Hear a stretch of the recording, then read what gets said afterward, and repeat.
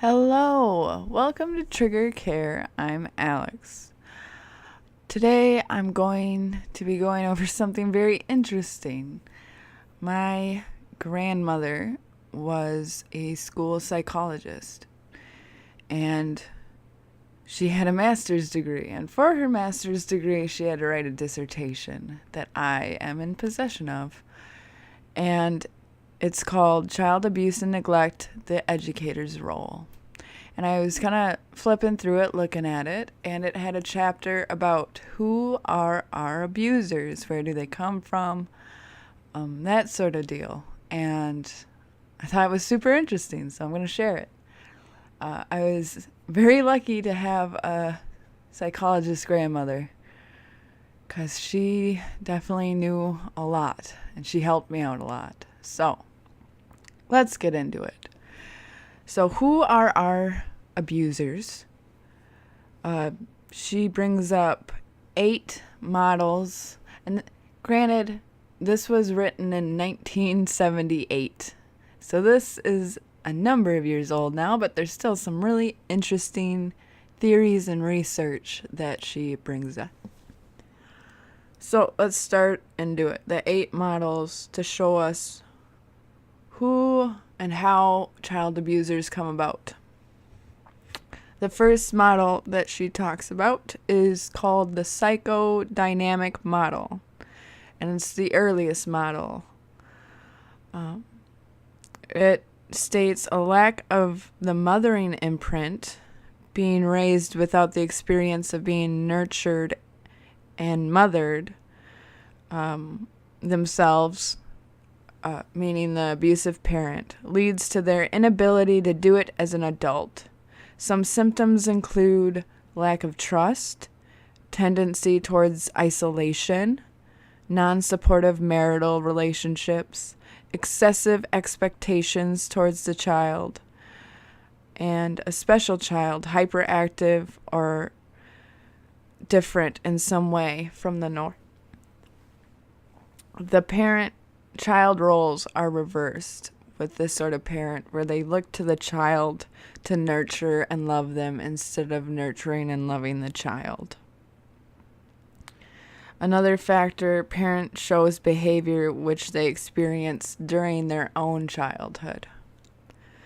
The second model that we're going to get into is called personality or character trait model. And this model is less focused on the underlying reason for abuse than the previous model. It labels the abusive parent as self-centered, immature, impulse-ridden, lonely, suspicious, and untrusting. And Merrill identifies 3 types of abusers: chronically hostile or aggressive, or chronically hostile and aggressive is one type. The next type is passive and dependent, depressed and immature. And the last type is under extreme frustration all the time. So, continuing on, there's the social learning model.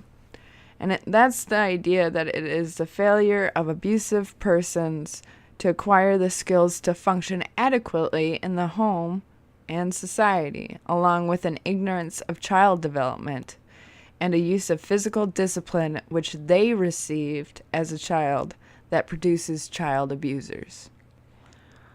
To alleviate that, my grandmother suggested that whatever professional needs to monitor both the child and the parent, and to modify the parent's behavior towards the child and teach them appropriate ways to raise children.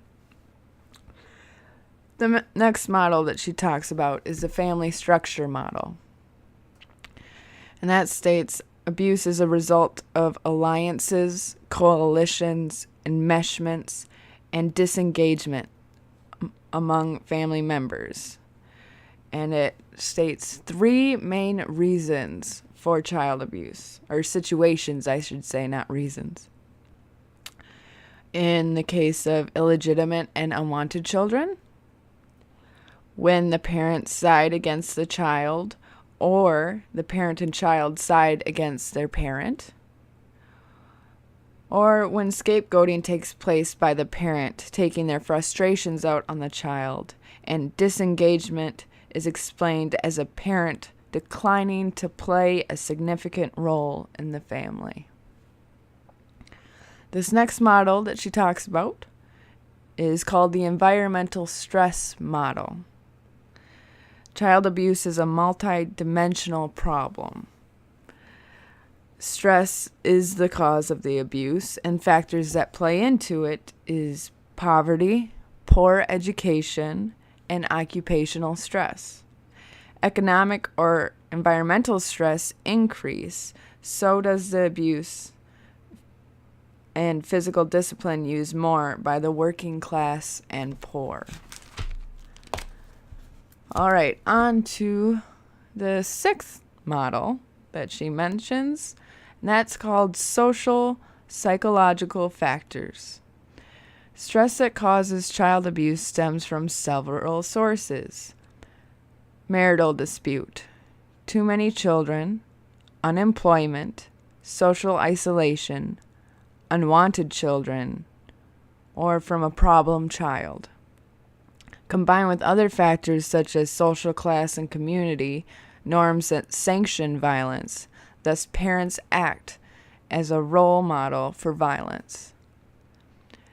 The seventh mental illness model is called mental illness model. It applies to a fraction of abusive parents.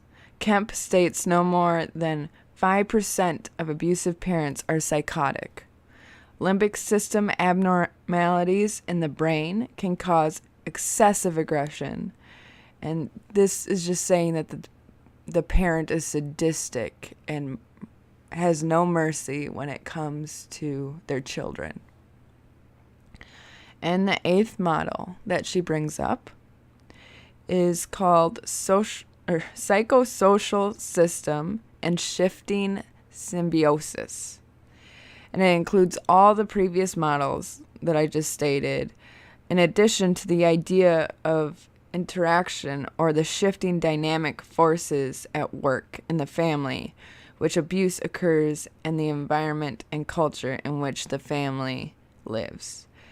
And it brings up two systems. One is the family system, and the other is the larger system of family, environment, and culture. Parents get locked into a shifting symbiotic relationship, which each seeks from the other their need to be loved and nurtured. And when they don't meet each other's needs like that, they will turn to the child at different times to fill those needs for them. High-risk children for abuse in this model would include premature babies, illegitimate babies, and children who are conveniently malformed or mentally challenged. And then she goes into a review of it somewhat, which I will get into now. Abusive parents come from all backgrounds, races, and economic statuses.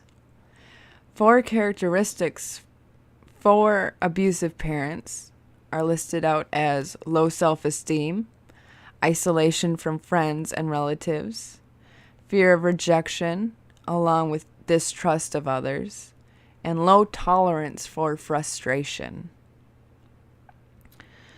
And then the potential for abuse has 4 factors in it, and this is by Benzel and Birdie from 1976 that she's referring to.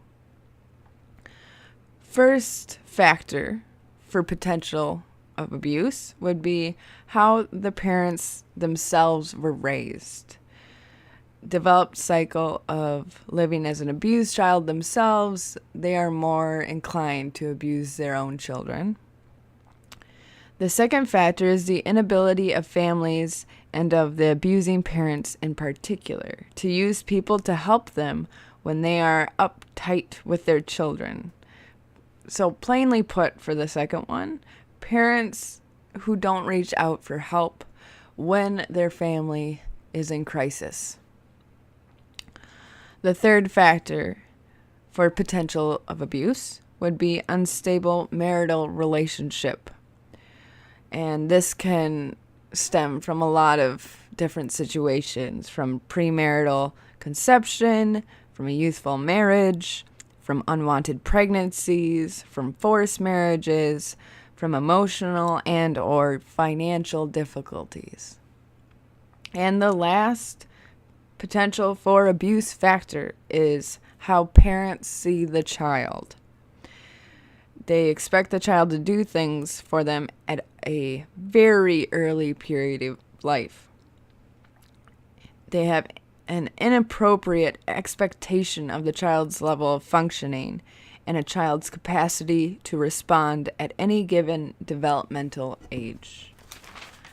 And so that's a bit of her research and writing that she did for her dissertation that I thought might be handy to share with all of you. I was very, very fortunate to have her as a grandmother. I haven't talked too much about my grandma on here. She tried to get me out of the house from my mother when she saw my own symptoms that I had from all the abuse that I had. And she contacted CPS. She tried to get us taken away. And that did not work. And then my mother filed a restraining order against my grandmother. But she was a very sweet, kind woman. And I am very, very fortunate that I had her as a role model growing up. You know, after the restraining order was done, we got to see them again, and she definitely helped me be stronger than what I would have been if I hadn't known her. So, if you have stories or theories about what happened or what happens with abusive parents, you feel free to share them. Like I said, this is from, 40 years ago. This is a very old dissertation, but it was still fascinating to read through, and hopefully it was interesting listening to. So, I hope y'all have a good one.